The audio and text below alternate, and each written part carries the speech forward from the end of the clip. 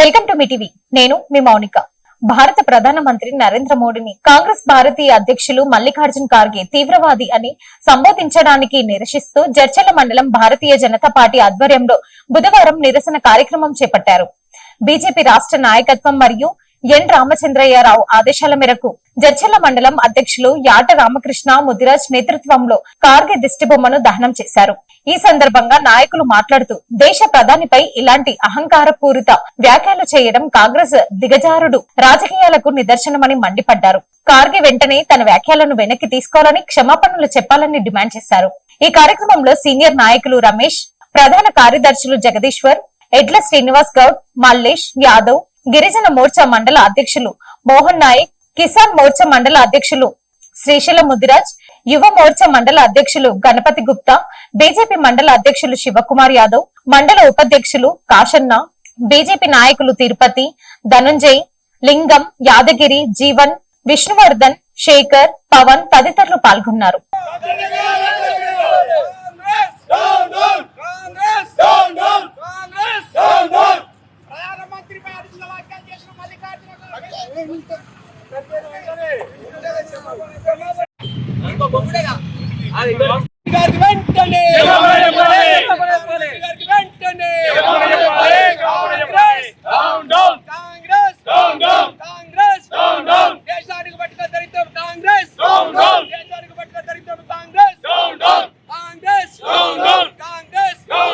నరేంద్ర మోడీ గారు పేర్చిన వ్యాఖ్యలు చేసిన మల్లికార్జున ఖార్గే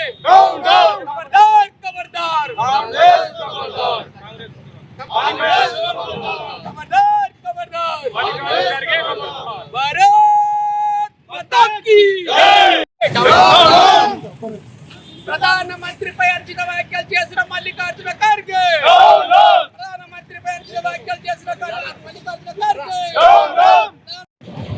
ఈరోజు రాష్ట్ర పార్టీ పిలుపు కొరకు ఎన్ రామచంద్రరావు గారు ఈరోజు పిలుపునివ్వడం జరిగింది.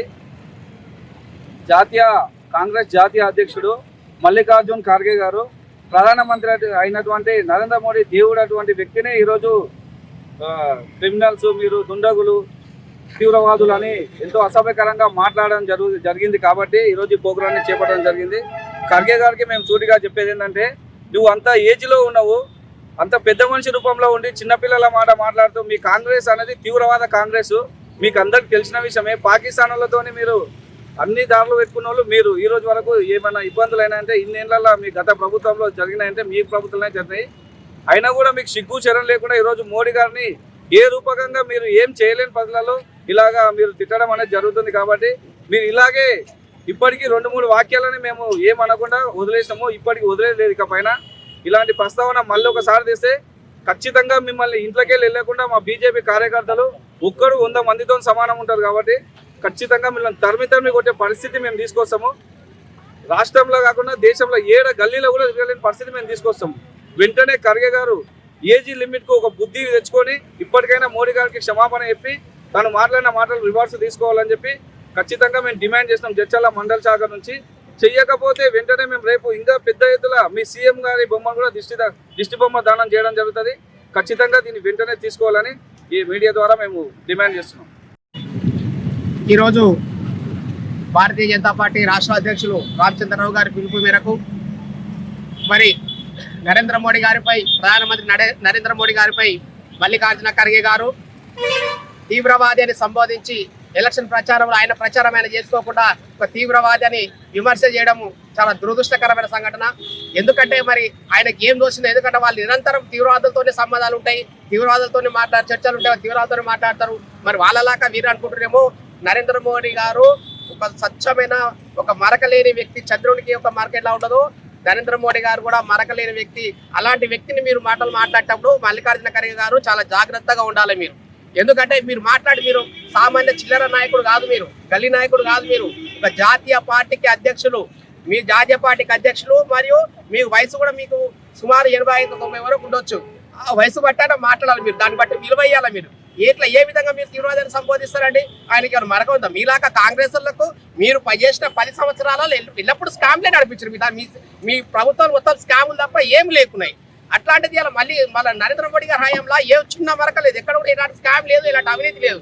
అలాంటి నరేంద్ర మోడీ గారి పైన మీరు ఏం మాట్లాడాలో మీకు అర్థం కాక, ఏం చెప్పాలో అర్థం కాక, సోయి లేక, మాట్లాడే పద్ధతి లేక నోటికి ఏదో వస్తుంది మాట్లాడుతారు. మీ పప్పు రాహుల్ గాంధీ కానీ మీరు మాట్లాడే విధానంలో క్లారిటీ లేదు. కనీసం మాట్లాడేటప్పుడు మీరు ఏమైనా ఆయన మీద తప్పు చూపించి మాట్లాడాలి. ఆ విధంగా మాట్లాడాలి. ఒక జాతీయ అధ్యక్షుడు బాధ్యత ఎట్లా ఉండదంటే అవతల వ్యక్తి మీద మాట్లాడేటప్పుడు ఒక పద్ధతి ఉండాలి, ఒక పరిపక్వత ఉండాలి. కానీ నీ వయసుకు తగ్గట్టు కూడా మాట్లాడకుండా పోతున్నారు మల్లికార్జున ఖర్గే గారు. మీకు సిగ్గు ఉండాలి కొంచెం మాట్లాడేటప్పుడు అన్న ఏం మాట్లాడుతున్నాం అనేది. మా నరేంద్ర మోడీ గారి పైన మీరు ఇంకా 100 జన్మలెత్తినా కూడా చిన్న ఏంటి మరక చూపించలేరు. మీకు చేత కాదు. మీకు ఏ విధంగా ప్రజలకు ఏం చెప్పుకోవాలో తెలియలేక మీరు ఈ మిస్టర్ కొంచెం మాట్లాడుతూ కబద్దార్ మల్లికార్జున గారు. మీరు మాట్లాడేటప్పుడు జాగ్రత్త మాట్లాడి ఇంకొకసారి ఇది రిపీట్ అయితే మీరు అనుకుంటారు ప్రభుత్వం మాది ఉంది, మేమేమైనా మాట్లాడితే చెల్తుంది, మేమేం చేస్తామంటే ప్రభుత్వం మీరున్నది 2 రాష్ట్రాల్లో, మీరున్న 2 రాష్ట్రాల మా ప్రభుత్వం ఉన్నది 21 రాష్ట్రాల సీఎం ఉన్నాము. మిగతా 5 రాష్ట్రాల్లో ఉమ్మడి ఎన్డీఏ ప్రతిపక్షాలతో కలిసినాము. మీరున్నది 2 రాష్ట్రాల్లో. ఇంకా ఈ 2 రాష్ట్రాలు కూడా ఈ వచ్చే సంవత్సరం ఎట్లా కోల్పోతారు, మీకు అది కూడా గతి లేదు. కానీ ఈ విధంగా మాట్లాడితే మిమ్మల్ని కనీసం సర్పంచ్ స్థాయిలో గెలిపించారు. మీరు మాట్లాడే పద్ధతి నేర్చుకోండి. మా నరేంద్ర మోడీ గారి పైన అలిగేషన్ చేసినట్టు జాగ్రత్తగా చేయండి, మాట్లాడే విధానం చేసుకోండి. ఇంకొకసారి ఇది రిపీట్ అయితే మాత్రం మల్లికార్జున ఖర్గే గారు మీ గల్లీలో మీ నాయకులను తిప్పులాడి కొడతాం. మీరు అనుకుంటున్నారు బీజేపీ లేదనుకుంటున్నారు, కానీ బీజేపీ దేశం అంతటా ఉంది. మీరు కండ్లు మూసుకొని దేశ పట్టణంలో ఏళ్ళు పెట్టినా బీజేపీ గవర్నమెంట్ స్టేటే కనిపిస్తుంది, మీది ఏడ కూడా కనిపించదు. మీరు దయచేసి 4 ఎగ్గి గుంజుకొని మాట్లాడండి, మాట్లాడే పద్ధతి చేయండి. ఇంకొకసారి ఇలా మాట్లాడితే మాత్రం భారతీయ జనతా పార్టీ కార్యకర్తలు ఊరుకోరు. మిమ్మల్ని ఉరికిచ్చి బగాయించి కొడతారు బిడ్డ. మీకు ఉరికితే రోడ్లు దొరకవు, గల్లీలు దొరకవు, మళ్ళీ ఏది దొరకదు. మీరు దేశాన్ని విడిచిపెట్టి దెక్కపోయే రోజు వస్తుంది. ఎట్లా మీ పప్పు దెక్కపోతాడు, ఆయనతో పాటు మీరు కూడా దెక్కపోతారు. జాగ్రత్తగా మాట్లాడాలని చెప్పి తెలియజేస్తారు. మీరు అలిగేషన్ చేస్తే బిడ్డ ఇక్కడ ఎవరు చేతులు కట్టుకొని కూర్చోరు. కాదు మేము భారతీయ జనతా పార్టీ కార్యకర్తలు.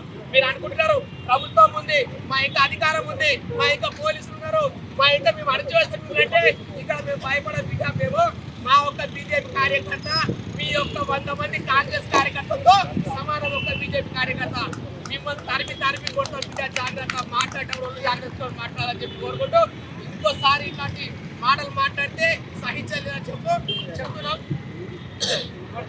కాంగ్రెస్ దుండగులారా, కాంగ్రెస్ దుండగులారా,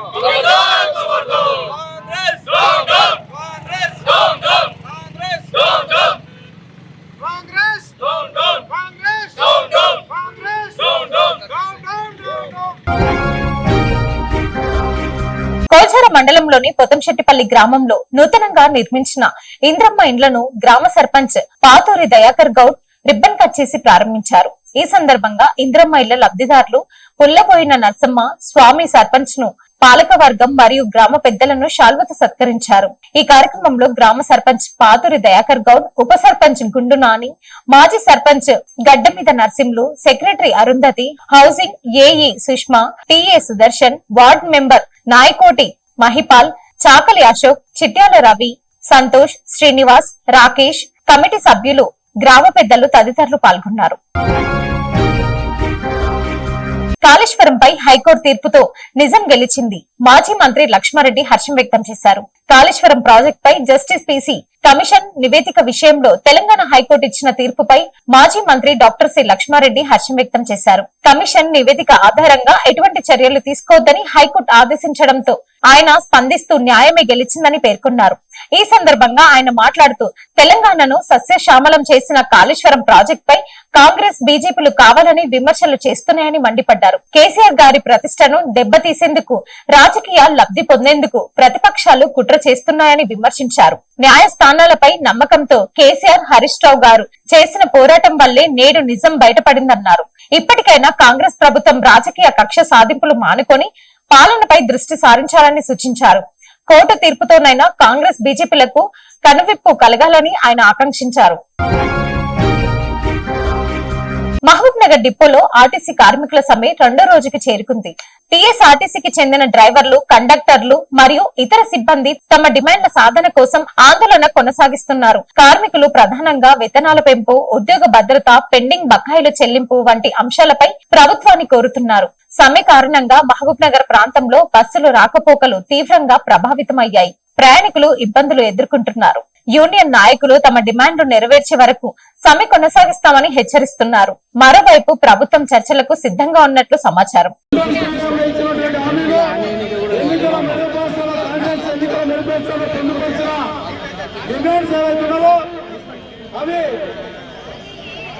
ఒకటి ఆర్టీసీని ప్రభుత్వంలో విలీనం చేయాలా, 2 PRCలు అమలు చేయాలా, అదేవిధంగా యూనియన్ పునరుద్ధరణ, ఆర్టీసీ రాష్ట్ర ప్రభుత్వ ఉద్యోగులకు ఏ రకంగా న్యాయమైన డిమాండ్ ఉన్నావో ఆ డిమాండ్లన్నీ మేము నెరవేరుస్తా మరి అని ఆయన గౌరవ ముఖ్యమంత్రి గారు చెప్పడం జరిగింది. ఆ రోజు ఏదైతే గౌరవ ముఖ్యమంత్రి ఉన్నారో ఆ హామీలను కొడుతున్న వల్ల వాళ్ళు గుడ్డమ్మ కోరికలు రావు. ఇవి కడుపు మంటలు, కాలే కడుపుల మంటలు, వీర కార్మికులు ఇక్కడ ఉన్నటువంటి పరిస్థితులు మీకు అందరికీ తెలుసు. మరి ఆ బాధలన్నీ ముఖ్యమంత్రి దృష్టి తీసుకుపోయి కల్వకుర్తి పట్టణంలో టీఎస్ఆర్టీసీ కార్మికుల సమ్మె 2వ రోజుకి చేరుకుంది. డ్రైవర్లు, కండక్టర్లు మరియు ఇతర సిబ్బంది తమ డిమాండ్ సాధన కోసం విధులకు హాజరు కాకుండా ఆందోళన చేపట్టారు. వేతనాల పెంపు, ఉద్యోగ భద్రత, పెండింగ్ బకాయిల చెల్లింపు వంటి ప్రధాన సమస్యల పరిష్కారం కోసం కార్మికులు డిమాండ్ చేస్తున్నారు. సమ్మె ప్రభావంతో కల్వకుర్తి పట్టణంలో బస్సు రాకపోకలు నిలిచిపోవడంతో ప్రయాణికులు తీవ్ర ఇబ్బందులు ఎదుర్కొంటున్నారు. యూనియన్ నాయకులు సమస్యలు పరిష్కరించేంత వరకు సమ్మె కొనసాగిస్తామని స్పష్టం చేశారు. మరోవైపు ప్రభుత్వం చర్చల ద్వారా సమస్యలు పరిష్కరించేందుకు సిద్ధంగా ఉందని సమాచారం.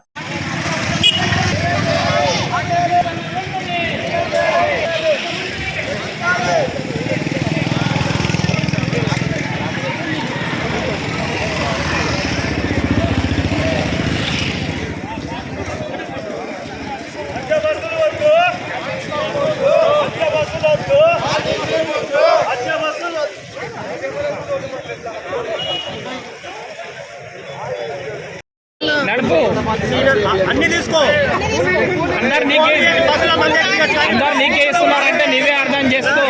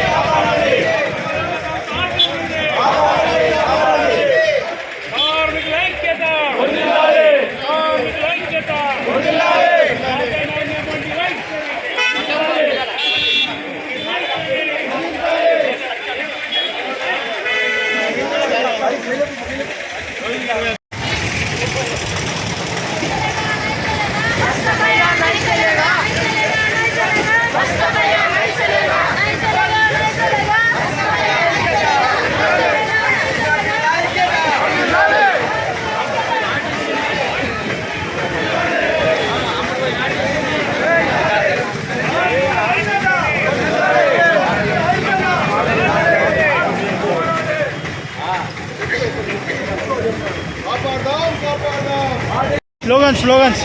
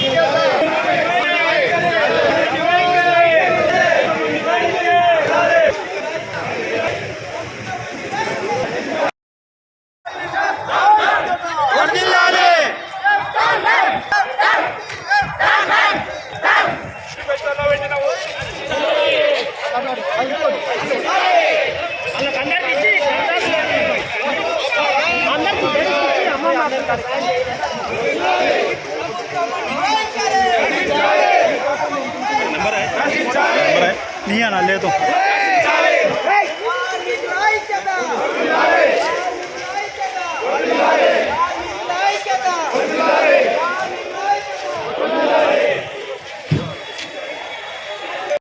దయచేసి ప్రయాణికులకు ప్రైవేటు డ్రైవర్ సోదరులకు అందరికీ తెలంగాణ ఆర్టీసీ కల్వకుంట్లి డిపో తరపున ధన్యవాదాలు తెలియజేస్తాం. ముఖ్యంగా ఎందుకంటే ఏ ప్రభుత్వం వచ్చినా కూడా ఆర్టీసీ సమ్మె చేస్తేనే మాకు జీతాలు వచ్చే అవకాశాలు ఉన్నాయి, అందువల్లనే సమ్మె దిగం తప్ప వేరేది ఏమి లేదు. మొట్టమొదట ఉపయోగించుకున్నది కేవలం ఆర్టీసీని మాత్రమే. ఏ ప్రభుత్వం వచ్చినా మొట్టమొదట ఆర్టీసీనే ఉపయోగించుకుంటారు. గతంలో సకల జనుల సమ్మెప్పుడు ఆర్టీసీ కార్మికులు లేకపోతే తెలంగాణ లేదని, తెలంగాణ ఉద్యమంలో ఆర్టీసీ కార్మికులది ఎంతో గొప్ప త్యాగం అని చెప్పి ఆనాడు అన్ని రాజకీయ పార్టీలు చెప్పడం జరిగింది. సకల జనుల సమ్మె తర్వాత కేసీఆర్ సీఎం అయిన తర్వాత ఆయన ప్రభుత్వంలోనే 8 రోజులు సమ్మె చేయడం జరిగింది కూడా. అప్పుడే ప్రతిసారి సమ్మె చేస్తేనే మా హక్కులను మేము కాపాడుకోగలుగుతున్నాం. దయచేసి ఈరోజు కూడా ఇప్పటికి మేము 12 సంవత్సరాల సంది మాకు విసుకొచ్చింది. ఎందుకంటే గత ప్రభుత్వం చేసిన పాపానికి ఇంతవరకు మాకు రూపాయి జీతం కూడా పెరిగిన దాఖలాలు లేవు. ఎప్పుడైతే 2014లో కేసీఆర్ గారు 44% ఇచ్చిండ్రో అదే జీతభత్యాలు తప్ప ఇంతవరకు మాకు జీతభత్యాలు పెరగలేదు. దాదాపుగా 15 సంవత్సరాలు అవుతున్నది. 15 సంవత్సరాల సంది స్టూడెంట్ ఫీజు పెరుగుతలేదా? కిరాణం సామాను యొక్క రేట్లు పెరుగుతలేవా? మరి రకరకాల రేట్లు పెరుగుతున్నాయి, కానీ మా జీతభత్యాలు మాత్రం 15 సంవత్సరాల సంది అదే జీతభత్యాలు ఉన్నాయి. ఈరోజు కల్వకుంట్లి డిపోలో మరి మేము కల్వకుంట్లి పరిసర ప్రాంతాల పట్టణ ప్రజలకు అందరికీ కూడా, సామాన్య ప్రజలకు కూడా అందరు కూడా ఒక్కడి చేతులెత్తి తోడిచ్చి పువ్వులు ఇస్తూ మేము ఒక్కడి మిమ్మల్ని కోరుతా ఉన్నాం. మేము మీకు మహాలక్ష్మి స్కీమ్ వచ్చిన తర్వాత మహాలక్ష్మి స్కీమ్ ద్వారా మా లేడీ కండక్టర్లు కానీ సోదరి మనలు ఎంత ఘోరంగా విధులు నిర్వహిస్తున్నామో మీకు తెలుసు. కనీసం ప్రభుత్వానికి చిత్తశుద్ధి ఉంటే ప్రభుత్వం అధికారంలో వచ్చినటువంటి డిమాండ్ మేము అడిగేది. టీఆర్ఎస్ చేసిన మోసానికి మరి ఇదే కాంగ్రెస్ ప్రభుత్వం హామీలు ఇచ్చింది. మేనిఫెస్టోలో క్లియర్గా పెట్టండి. మీ ఆర్టీసీ కార్మికుల సమస్య మా అధికారంలో వచ్చిన వెంబడే మొట్టమొదటి మీ ఆర్టీసీ బిల్లుల మీద మీ డిమాండ్ మీద అని చెప్పి మరి ఇప్పటికీ 2.5 సంవత్సరాలు అయింది. ఆర్టీసీ ఊసే ఎత్తడం లేదు. 1 సంవత్సరం సంది రకరకాల నోటీసులు ఇస్తూ ధర్నాసు రకరకాల చేసినా కూడా ఇప్పటి వరకు కూడా కాలయాసం తప్ప సమస్యలు పట్టించుకోవడం లేదు. అందుకే ప్రభుత్వమే ఆర్టీసీ అన్న మీరే, ఆర్టీసీ ఉద్యోగులన్న మీరే ప్రయాణాలనే నినాదం ఆర్టీసీ ఆడుతున్నది ఒకటే, ప్రయాణికులు బస్సులు ఇస్తేనే ఆర్టీసీ కార్మికులు కడుపు నిండా అన్నం తిన. మరి అటువంటిది 14-15 ఇంతవరకు కూడా మాకు కడుపు నిండా తిండి లేక నరకను అనుభవిస్తున్నాం. దయచేసి ఈ యొక్క కల్వకుంట్లి డిపో నుంచి బస్ స్టాండ్ వరకు ముఖ్యంగా మీకు సోదరులకు కల్వకుంట్లి పట్టణ ప్రజలందరికీ కూడా గులాబీ పువ్వు ఇస్తూ ఒక్కడే మా విన్నపం. దయచేసి మా కోరికలు మేము కొంత కోరికలు కావు. కాంగ్రెస్ ప్రభుత్వం మేనిఫెస్టోలో ఏదైతే డిమాండ్ ఉందో అవే డిమాండ్ అంటున్నాం తప్ప వేరే మా కొంత కోరికలు కావు. ఆనాడు 30,000 కోట్ల మొత్తానికి తెలియదు. రేవంత్ రెడ్డి గారు ఖచ్చితంగా మాకు మహాలక్ష్మి స్కీమ్ పైసలు వస్తున్నాయని మీరారు. మాకు ఇచ్చేది 0 టికెట్ అమౌంట్ జీమౌంట్ అంటే 400 కోట్లు ఇవ్వాలి. నీవు ఏదో తూచా తప్పకుండా 150 కోట్ల 100 ఇస్తున్నావు. మేము ఆర్టీసీకి మహాలక్ష్మికి 1000 నీవు నెలకు 400 కోట్ల చొప్పున ఇప్పటికీ దాదాపుగా 28 నెలలు 29 నెలలు అవుతున్నది. మరి 29,000 ఇంటూ 400 కోట్లు ఎంత అంటే ఒక్కసారి ప్రయాణిక దేవుళ్ళు మీరు ఒక్కసారి ఆలోచన చేయాలి. మరి ఆ నష్టాన్ని కూర్చోమని మేము అంటలేదు. ఆర్టీసీ మేనేజ్మెంట్ మాకేం సంబంధం? కానీ మీరు వెంటనే మేము చేసుకోవాలా ఏదైతే డిమాండ్ పెట్టిరో అవే నెరవేరని చెప్పి దేవుళ్ళందరికీ సోషల్ మీడియా ద్వారా ప్రభుత్వం చేరినంత వరకు చేరేంత వరకు దయచేసి ఈ యొక్క నినాదాన్ని ప్రయాణిక దేవుళ్ళైనా మీరే మమ్మల్ని కాపాడాలని నేను చేస్తూ తెలుసుకుంటాను. ఇంకా మూడే ఉండవి. మూడు ఏమవుతుంది? మాకు రెండే కావాలి. ఒకటి యూనియన్స్ ఏర్పాటు చేయాలి, రెండోది ప్రభుత్వంలో విలీనం చేయాలని చెప్పడానికి శాంతియుతంగా చేస్తున్నాము. మా పోలీస్ ఆఫీసర్ కూడా మేము విజ్ఞప్తి చేసినాము. మా ప్రోగ్రామ్స్ అన్ని శాంతియుతంగానే ఉంటుంది. కళ్ళగుర్తులో కార్మికులకు మొత్తంగా శాంతియుతంగా ప్రోగ్రామ్ చేస్తామని చెప్పడానికి హామీ ఇస్తూ ఎలాంటి అవాంఛనీయ సంఘటనలు జరగవని మేము హామీ ఇస్తూ ఈ ప్రోగ్రామ్ నిర్వహిస్తున్నాము. మహిళలే ఉన్నారు ఇక్కడ, ఆ మహిళలతో మాట్లాడించాల్సిగా ఉంటుంది. మాట్లాడు పట్టుకొని మాట్లాడండి.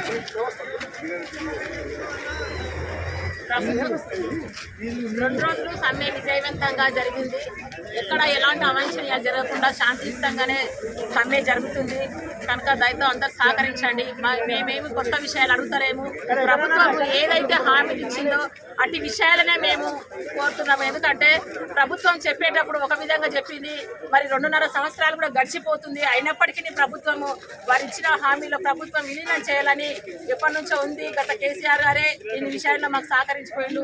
మళ్ళీ నేను ఉన్నది మీకు సహకరిస్తా అని చెప్పి రేవంత్ రెడ్డి చెప్పినందువలన, సీఎం గారు మాకు తెలియజేసినందువలన మేమందరం ఆర్టీసీ కార్మికుల ఐక్యతతోనే రేవంత్ రెడ్డి గారు ఈరోజు సీఎం అయిందని మేము గర్వంగా చెప్పుకుంటున్నాము. మరి మా యొక్క సమస్యలన్నింటినీ పరిష్కరించి ప్రభుత్వం విలీనం చేయాలి. మాకున్న సమస్యలను వెంటనే మమ్మల్ని మీరు గుర్తించి ఆర్టీసీ కార్మికుల బాధను మీరు గుర్తించాలి. ఎంతో కష్టపడుతున్నారు. మీరు మహాలక్ష్మి అనే పథకం పెట్టడం ద్వారా మరి కార్మికులు ఎంతో నగిలిపోతున్నారు. ఒక 20 మంది ఆటోలు ఎక్కితే చాలా వేసి దానికి ఫైన్ కట్టిస్తున్నారు. మరి 120 మంది 150 మంది బస్సు ఎక్కినప్పుడు మరి మీరు గుర్తించలేకపోతున్నారా? మా యొక్క కష్టాన్ని మీరు ఎందుకు గుర్తించలేకపోతున్నారు? మేము మహాలక్ష్మి పథకం వచ్చిన తర్వాత ఎంతగానో మా యొక్క శ్రమను కష్టాన్ని మేము నగిలిపోతూ మా యొక్క కష్టాన్ని మేము మా శరీరాన్నే మరి మీ యొక్క ప్రభుత్వం కొరకు త్యాగాలుగా మారిపోయినాయి. కనుక మీరు మనం ఇప్పటికైనా ఆర్టీసీ కార్మికులను గుర్తించి మీరు ఇచ్చిన హామీలనే నెరవేర్చండి. మేము గొంతమ్మ కోరికలేం కోరతలేము, కొంత కోరికలేం కోరతలేము. కనుక మీరు సహకరించి సీఎం గారు ఇప్పుడైనా మా యొక్క మహిళల మాటలు మీరు విని మీరు త్వరగా స్పందించి మాకు సరైన న్యాయం చేకూరుస్తారని ఆర్టీసీ జేఏసీ తరఫున మీకు ధన్యవాదాలు తెలియజేస్తున్నాం.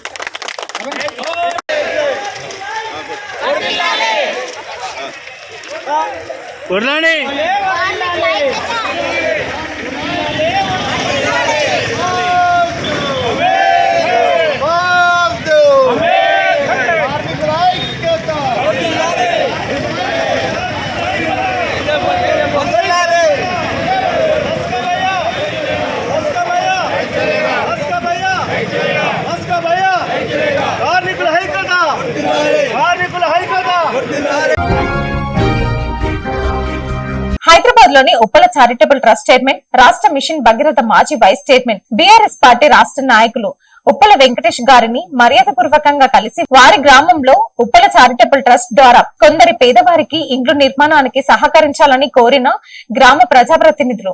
దానికి ఉప్పల వెంకటేష్ సానుకూలంగా స్పందించారన్నారు. ఈ కార్యక్రమంలో గ్రామ సర్పంచ్ జోగు రమణమ్మ, సత్యనారాయణ, గ్రామ ఉప సర్పంచ్ కంపిల్ల భీమయ్య, ఉప్పల వెంకటేష్ అన్న సైన్యం, దారమోని గణేష్, వార్డు సభ్యులు పరశురాములు, కట్టయ్య, అర్జున్, లక్ష్మయ్య తదితరులు పాల్గొన్నారు. Thanks for watching.